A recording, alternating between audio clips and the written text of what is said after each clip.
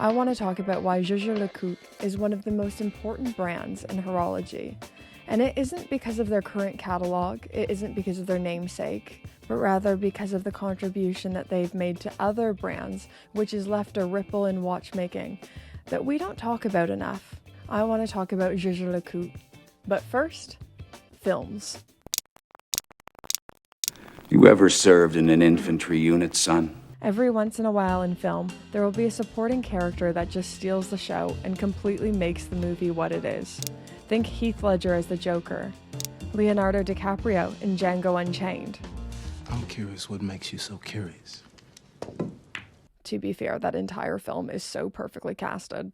Meryl Streep in The Devil Wears Prada. They aren't the main stars, but the film could not have been the film without the perfect supporting cast. That is JLC. I will always have a bit of a soft spot for Jaeger-LeCoultre. This is my husband's JLC Master Control. This is the watch he wore on our wedding day. This is his first and only JLC. I remember when he bought this watch. It was the first watch I'd ever seen with the display case back, and I was enchanted by seeing the inner workings of a watch.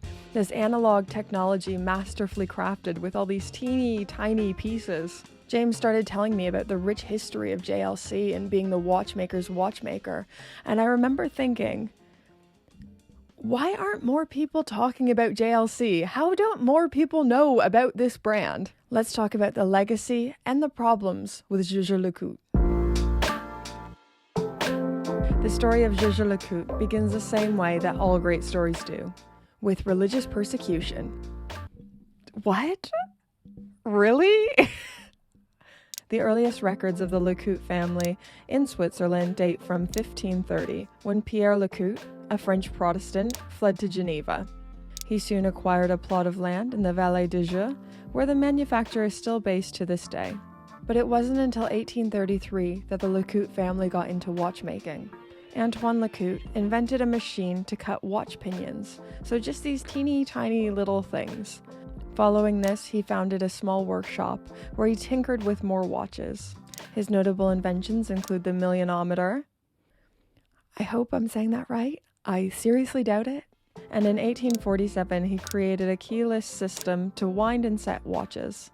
It's important to note that watchmaking at this time was much more separated into different specialties. So you'd have one workshop over here that specialized in dials, and another one over here that did the pinions, and another one over there that specialized in the hands. But Antoine and his son brought it all under one roof, establishing the Vallée de Joux's first full-fledged manufacturer, LeCoultre & Cie. Then, in 1903, joined forces with French watchmaker Edmond Jaeger. I don't know. I want to say Jaeger. It looks like Jaeger. I just know it's Jaeger-LeCoultre. LeCoultre's importance in movement manufacturing cannot be overstated. From 1902, LeCoultre produced most of the movement blanks for Patek Philippe, Cartier, and of course, the JLC 920 ultra-thin automatic caliber was used by all three members of the Holy Trinity, Vacheron Constantin, Audemars Piguet, and Patek Philippe, which is why they are commonly referred to as the Watchmakers Watchmaker. Some of your favorite and most iconic watches ever probably once housed a JLC movement. So how come the Watchmakers Watchmaker isn't better known outside of the enthusiast community?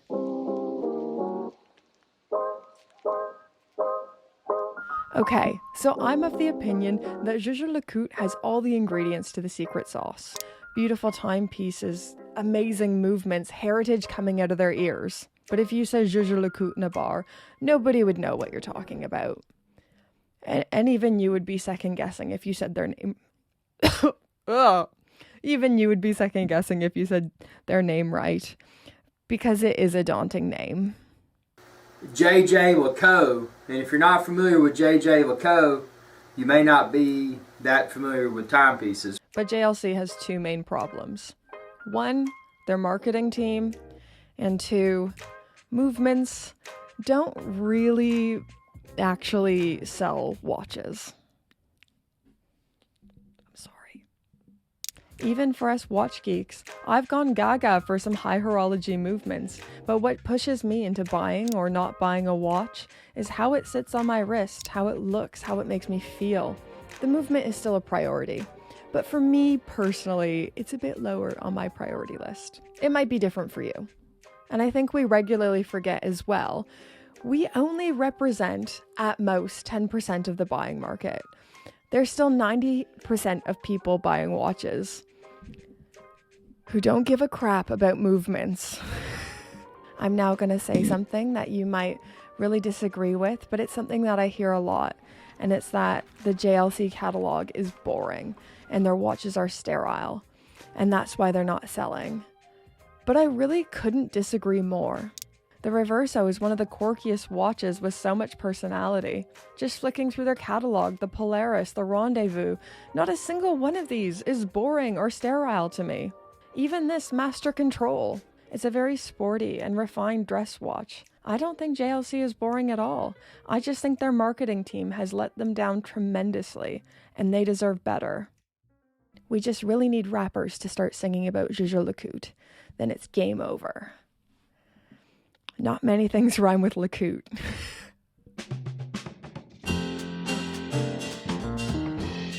But this video isn't about the problems with JLC. It's about their importance in the wider scope of horology. They are the supporting actor that made the film what it is.